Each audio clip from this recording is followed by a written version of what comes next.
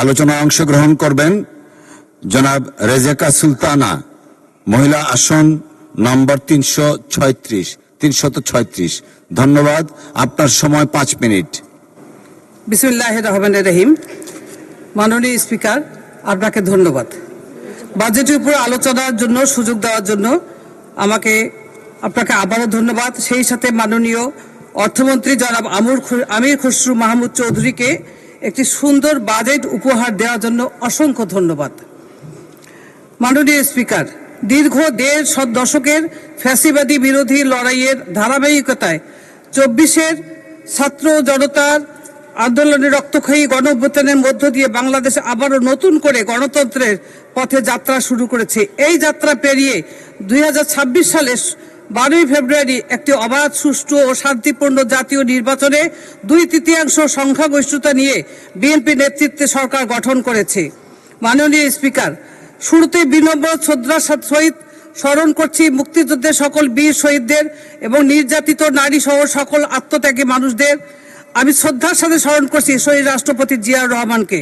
আরও শ্রদ্ধার সাথে স্মরণ করছি তিনবারের সাবেক প্রধানমন্ত্রী আপোষের নেত্রী আমাদের গণতন্ত্রের মা মরহুমা বেগম খালেদা জিয়াকে। মাননীয় স্পিকার, আমি কৃতজ্ঞতা স্বীকার করতে চাই মাননীয় প্রধানমন্ত্রী জনাব তারেক রহমানকে। তিনি রংপুর থেকে সংরক্ষিত আসনে আমাকে তৃণমূল পর্যায় থেকে আমাকে মনোনয়ন দিয়ে রংপুর তথা উত্তরাঞ্চলের গরিব, দুঃখী, নারী, পুরুষ সকল শ্রেণীর মানুষের পক্ষে এই মহান সংসদে কথা বলার সুযোগ করে দিয়েছেন। আমি অত্যন্ত কৃতজ্ঞতার সাথে বলছি। মাননীয় স্পিকার, 2024 জুলাই ছাত্র জনতার গণ অভ্যুত্থানের প্রথম শহীদ রংপুরে আবু সাইদ ও ছাত্র ওয়াসিম মুগ্ধ সহ যারা শহীদ হয়েছে তাদের সকলের আত্মার প্রতি মাগফিরাত কামনা করছি। যারা আহত পঙ্গু হয়েছে তাদের সুস্থতা কামনা করছি। মাননীয় স্পিকার, নিরপেক্ষ মন নিয়ে বিচার করলে অবশ্যই বলতে হবে মাননীয় অর্থমন্ত্রী পেশকৃত একটি বাজেট যুগান্তকারী, সময় উপযোগী, গঠনমূলক ও চমৎকার বাজেট। এই বাজেটে সামাজিক নিরাপত্তা বা ব্যাপক কর্মসংস্থান, যোগাযোগ প্রযুক্তি, কৃষক বান্ধব, বৈদেশিক বিনিয়োগ ও রপ্তানিমুখী বাণিজ্য সম্প্রসারণ, দেশকে দারিদ্র্যমুক্ত, সমৃদ্ধিশালী, শোষণমুক্ত ও আত্মনির্ভরশীল দেশ হিসেবে গড়ে তোলার বাজেট। এই বাজেট নারী সমাজের শিক্ষার বিস্তৃতি ঘটিয়ে দেশকে একটি শিক্ষিত জাতি এবং দেশের জনগোষ্ঠীর হাতকে কর্মীর হাতে রূপান্তরিত করার বাজেট। তাই নিঃসন্দেহে বলা যায় এই বাজেটটি প্রশংসাযোগ্য। দেশের মানুষ আশা নিয়ে দীর্ঘদিন ধরে তাকিয়েছিল বিএনপির দিকে যে এরকম একটি বাজেটের জন্য। এই বাজেট চেষ্টা করা হয়েছে সব শ্রেণী পেশার ও সব ধরনের মানুষের বাজেটের আওতায় আনার জন্য। আমার মতে এই বাজেট জনগণের প্রত্যাশা পূরণ করবে অবশ্যই। বিএনপি নির্বাচনী ইস্তেহারকে গুরুত্ব দিয়ে 2026-2027 অর্থ বছরে এই প্রস্তাবিত বাজেটে ঘোষণা করা হয়েছে। আমাদের নির্বাচনী ইস্তেহারে ছিল কল্যাণমুখী রাষ্ট্র প্রতিষ্ঠা, কর্মসংস্থান সৃষ্টি, মূল্যস্ফীতি নিয়ন্ত্রণ, স্বাস্থ্য ও শিক্ষা বিনিয়োগ বৃদ্ধি, স্থানীয় সরকারকে শক্তিশালী করা, কৃষি উন্নয়নকে প্রাধান্য দেওয়া, যা এই বাজেটে সরাসরি প্রতিফলিত হয়েছে। এই বাজেট অর্থনৈতিক অবস্থা পুনরুদ্ধারের বড় সুযোগ সৃষ্টি করেছে। বিশেষ করে কর্মসংস্থান সৃষ্টি, বেসরকারি বিনিয়োগ উৎসাহিত করা, ব্যবসা বান্ধব নীতি গ্রহণ এবং সামাজিক খাতের উন্নয়নে গুরুত্ব দেওয়া হয়েছে।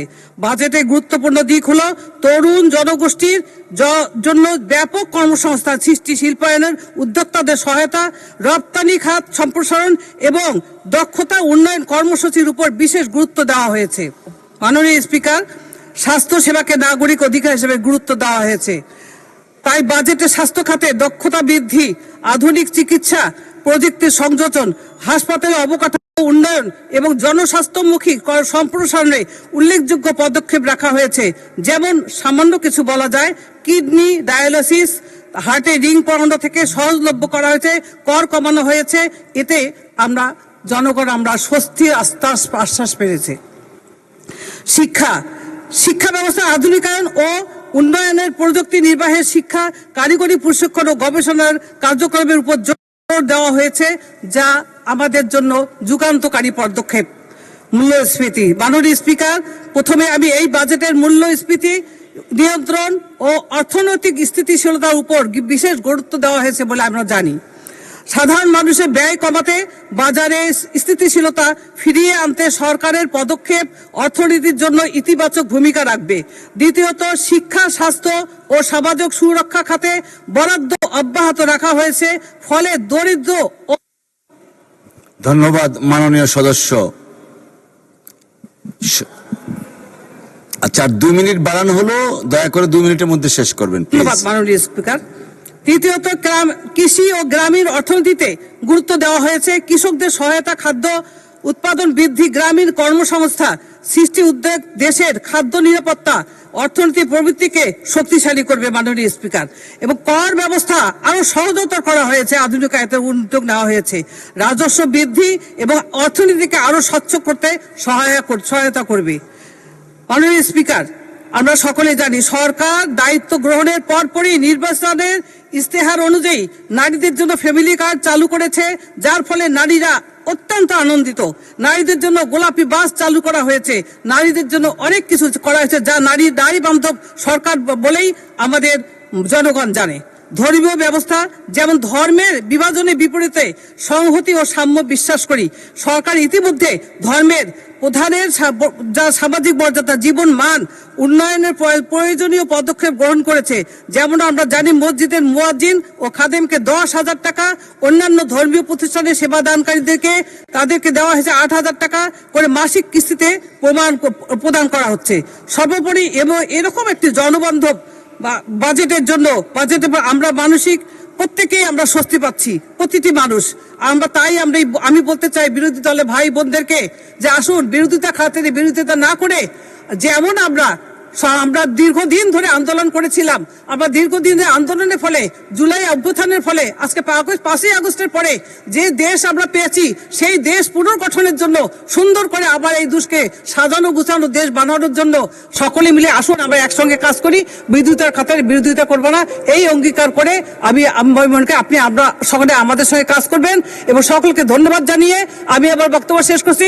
ধন্যবাদ।